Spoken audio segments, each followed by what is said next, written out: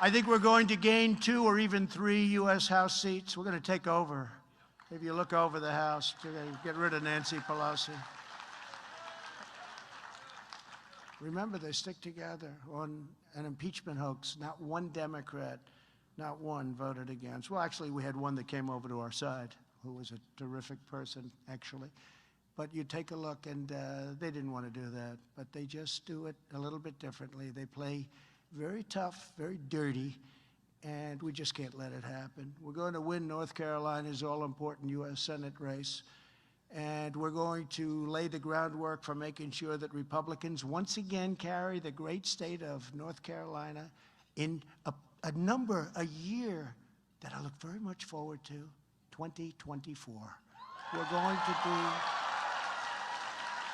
numbers like you've never seen before. So many things are happening right now, but we're going to do things like you've never, ever seen before. I stand before you today confident that the people of North Carolina will decisively reject Joe Biden and the radical Democrats, the war on the American worker, the American family, and the American nation. As we gather tonight, our country is being destroyed before our very own eyes. Crime is exploding. Police departments are being ripped apart and defunded. Can you believe that? Is that good politics, defund our police? Number one, it's bad for our country, but think of it, defund our police. You know, I've long said they're vicious, they're violent, they, in many cases, hate our country, and they have bad policy. Now, the bad news from our standpoint, they stick together. They don't have some of the people like we have, where they go on their own and they do what they have to. They stick together. And that's the one thing they have. They stick together. But their policy is so bad. And we're going to have a tremendous 2022, just like we did, frankly, 2020. Think of it. More votes than any sitting president in the history of the United States, by far. We had a great election. Bad things happened, but we had a great election. We take this.